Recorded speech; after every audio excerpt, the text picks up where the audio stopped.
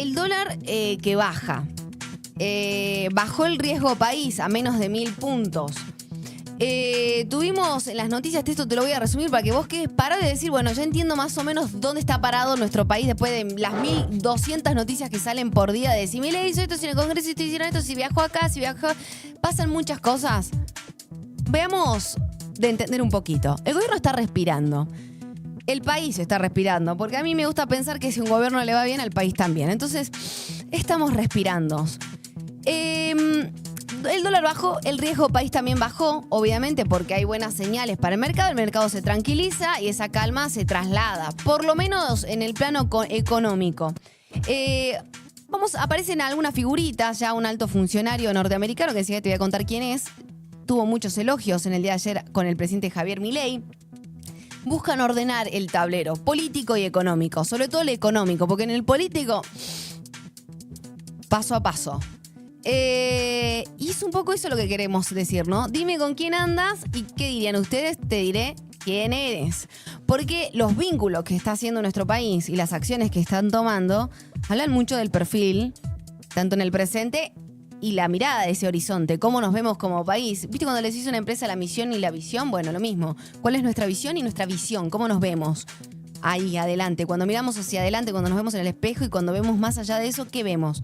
Bueno, en estos días el dólar se dio casi un 10% en 3 jornadas. El riesgo país, te decía, retrocedió un montón. Y el Banco Central detuvo toda esta hemorragia que tuvo de reservas para sostener lo que venía pasando en el plano económico. También se tomó la decisión de eximir de retenciones al agro, lo cual la idea era calmar esa volatilidad o esa inestabilidad, esas turbulencias que estábamos viviendo. También se contrajo deuda, porque al fin y al cabo es eso, por más de 20.000 millones de dólares con el Tesoro de Estados Unidos y otras líneas de crédito, que lo que vienen es a tranquilizar las aguas, por lo menos ahora, en este marco electoral en Argentina.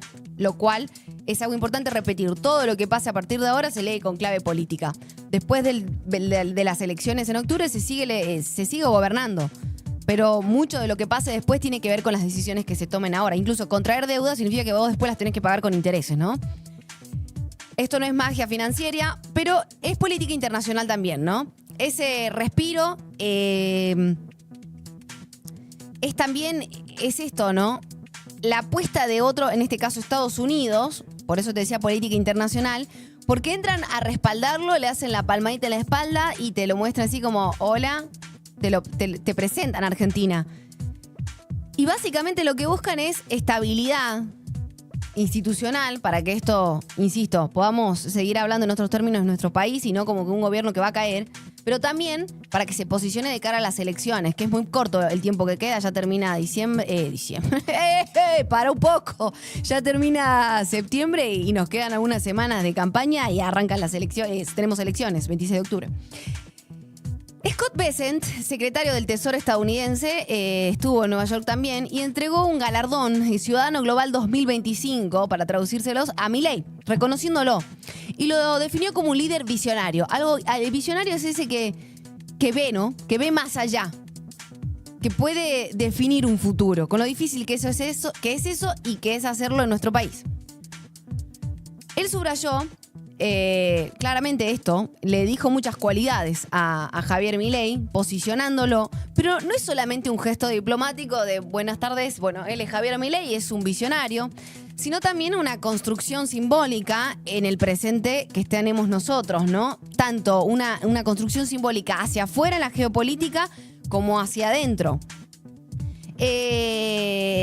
Claramente que alguien venga y diga... alguien de afuera venga y diga esto, lo legitima al mundo y lo legitima al mundo interno en Argentina, que la tiene bastante más complicada si miramos, por ejemplo, al Congreso. Obviamente que este elogio no es todo color de rosa también, ¿no? Pero no es neutral, no es simplemente a mí me parece bonito, me parece un visionario y por eso lo digo. Ahí se esperan, obviamente, devoluciones, contrapartidas, compromisos y resultados concretos. Obvio que sí. Y son esos resultados que se tienen que mostrar ahora en la cancha. Como diría otro refrán, en la cancha se ven, ¿no? Acá pasa lo mismo. se tienen que ver en los resultados de las elecciones, se tienen que ver en las decisiones que se tomen internamente en La Libertad Avanza, en las crisis que tengan o no tengan, en la unión que definan tener o no tener, en las decisiones que se tomen hacia nuestro país, como por ejemplo todas estas mesas políticas, mesas federales, el nuevo ministro de Interior, lo que pasó en el Congreso con las leyes, todo eso es parte de la contrapartida a un funcionario en Estados Unidos que le dijo es un visionario. Ahí entra la gobernabilidad.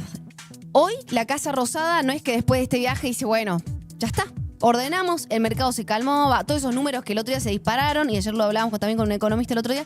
No, ahora hay que también redefinir las estrategias para asegurarte un funcionamiento parlamentario efectivo, que te permita a vos avanzar. Te decía, algunas señales que ya dieron, por estas horas también se hablan de los diálogos que pueda tener o no tener con el PRO, hablamos de Mauricio Macri, olvidado, por cierto, ese color amarillo está muy difuso ahí, hace mucho tiempo que no hablan, podría ser un aliado muy provechoso hoy para el gobierno, sobre todo cuando hablamos de avanzar con leyes que son claves y que el mundo también espera. Hablamos de reformas laborales, tributarias, del mismo presupuesto 2026. Todo eso pasa por un Congreso. Y hoy, la verdad, es que el gobierno no la tiene fácil en esa cancha que es el Congreso. Y ahí es donde es importante retomar esos diálogos. Por ejemplo, con el tema del PRO, por ejemplo, Mauricio Macri y, por ejemplo, los gobernadores. Recordemos que los legisladores responden a muchos de estos intereses. Ni hablar de lo que pueda pasar, qué pasa ahí adentro de la libertad en sí. Lo que Estados Unidos hoy pide es mayor volumen político, una integración de todas estas decisiones que se toman internamente en la libertad y que impactan hacia afuera, y un equilibrio. Básicamente que a vos te garantice la gobernabilidad que muchas veces en las últimas semanas, y para mal, lamentable, muchos quisieron poner en juego. No basta con caerle bien al afuera, porque para que el país siga andando, vos necesitás quien te vote tus leyes. Y para que vos puedas implementar un plan de gobierno, ¿no? Y demostrar por qué sos visionario. Y mostrar tu visión de país. Entonces, este entramado no es solamente hacia afuera, internacionalmente y económicamente. También se tiene que leer de esta manera.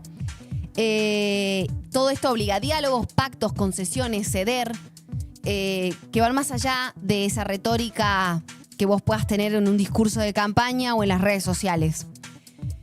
Sin ir más lejos, ahora diputados la semana que viene quieren avanzar con una moción de censura en contra del jefe de gabinete Guillermo Francos. ¿Por qué?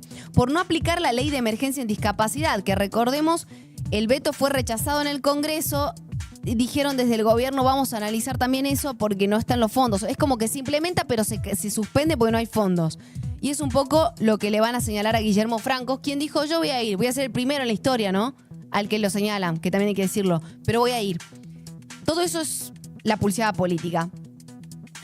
Si Argentina se apoya en Estados Unidos para reordenar su economía, para reapuntar su estabilidad, para legitimar también su liderazgo, tiene que decir que mucha y buena parte de esta identidad política, al menos de nuestro país en este momento, se nutre de esa alianza externa. Y cuando vos, es como que ve un reflejo ahí, y Estados Unidos ve un reflejo acá. Igual, Estados Unidos, ayer lo dijimos también el otro día, es geopolítica.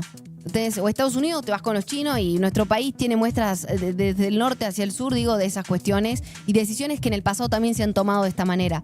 En este caso, al vos identificarte con Estados Unidos, estamos hablando de valores, ¿no? Mercado, apertura, disciplina, y también de compromisos como credibilidad, responder frente a los inversores, mostrarte serio hacia el mundo, más potente de lo que quizás puede hacer. Necesitas una espalda para decir yo me parezco a, o sea, yo me identifico y me siento en la misma mesa que Estados Unidos. En la política local, obviamente que esto es de doble filo. Muchos ya se lo marcaron, ¿no? Básicamente te estás arrodillando, te estás subordinando, te estás vendiendo a los intereses de Estados Unidos. Estás contrayendo deuda con Estados Unidos. Obedeces a otro tipo de intereses que no son nacionales ni populares. Hoy Argentina parece tener un viento de cola, mercados más calmados, respaldo internacional, un discurso que legitima. Pero ese viento no nace necesariamente, o sí, también acá, y también se nutre de lo que está pasando afuera.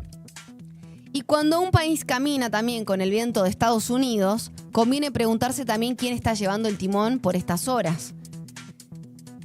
Para pensarlo, dime con quién andas y te diré quién eres. 9:33, veamos cómo está nuestra ciudad a esta hora y actualizamos también la data del tiempo, a ver cómo va a continuar el resto del día. Me estoy cuidando toda la semana.